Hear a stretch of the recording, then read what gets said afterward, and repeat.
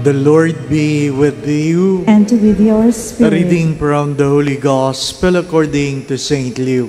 Glory to you, O Lord.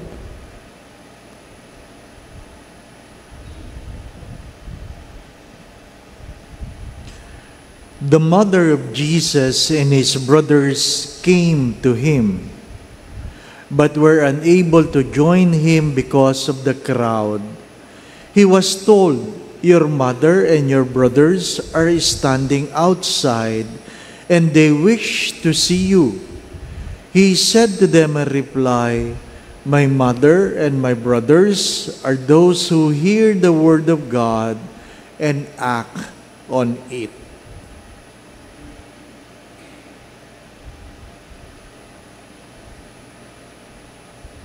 The Gospel of the Lord. Praise to you, Lord Jesus Christ.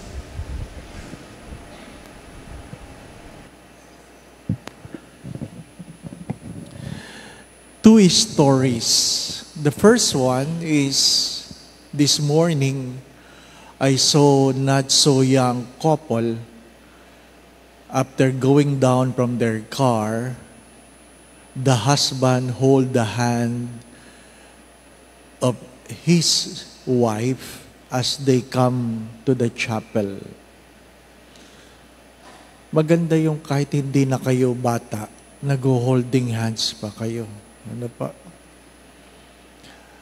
Sabi nung isang lalaki, pag kami nasa mall, Father, hinahawakan ko talaga ang kamay ng asawa ko. Bakit po? Para hindi kung saan-saan pumapasok.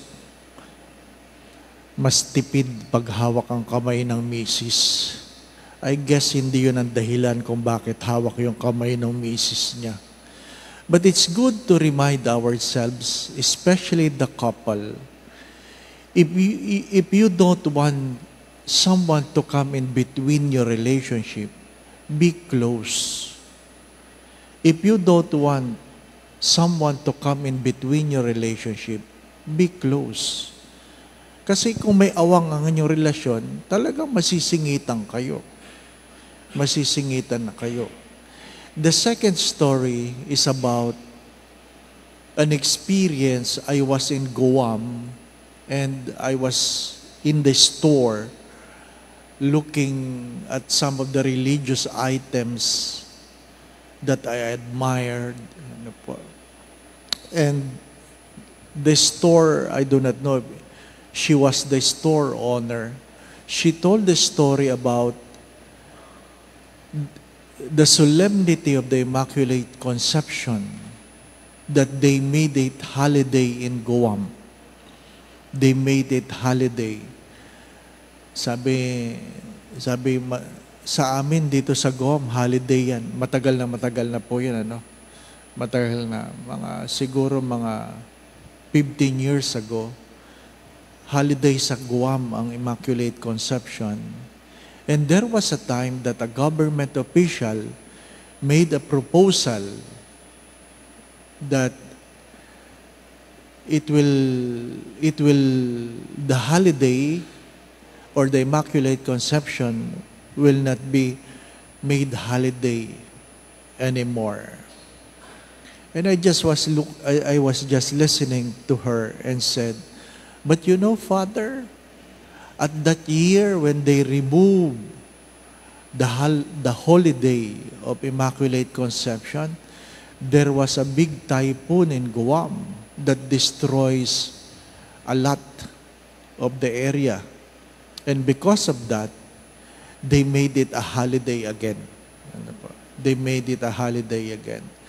And I look at the person without saying anything. I look at her because I wanted to know what was in her heart. Why I'm sharing this story? Because it's good to ask ourselves, why do you make decisions? Is it based out of fear or out of love? How many of the things we do are done out of fear or out of love? Ginawa mong holiday kasi natatakot ka, baka magbagyo uli. Hinahawakan mo ba ang kamay ng iyong asawa kasi dahil natatakot kang masingitan o dala ng pagmamahal? What are the things that we do out of love?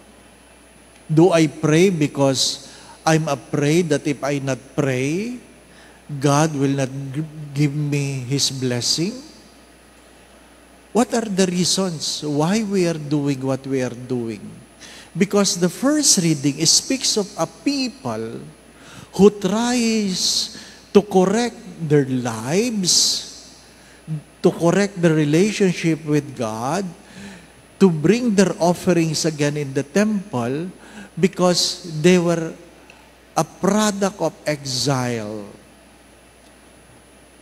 They are a product of exile. Ba't sila tinapon labas ng kanilang bayan?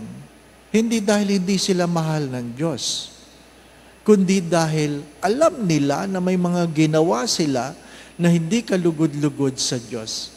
Kahapon, ang aking example ay may tubo ka ng tubig, may tubig kang tumutulo. At pag wala nang tumutulo sa gripo mo, hindi ibig sabihin yung source na wala.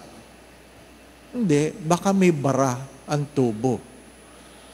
Kahit kailan, hindi pinagkakait ng Diyos ang kanyang pagmamahal.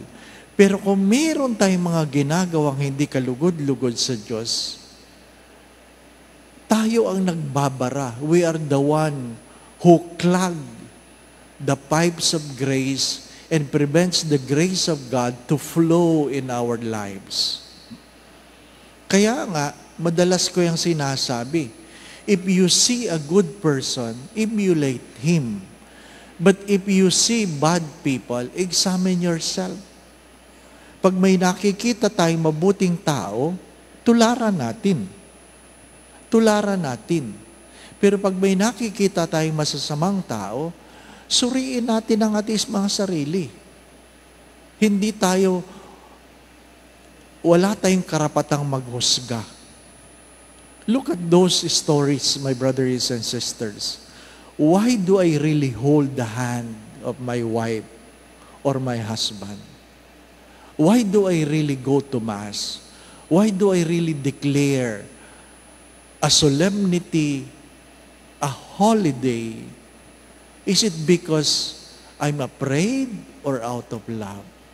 What is the gospel trying to tell us? What is the gospel?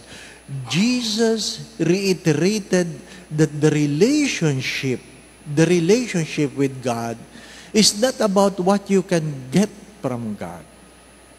It is not about what you can get, but out of love. How do you express your love for God? You listen and you do what you have heard. Again, the relationship we have with God is not out of fear. Never out of fear. Fear of what? That I will be deprived of the blessing? Malungkot yun. Malungkot yun. Let your relationship with God be out of love. And how do you express the love? You listen and you obey. Amen. Try to do things out of love, and you will notice a big difference.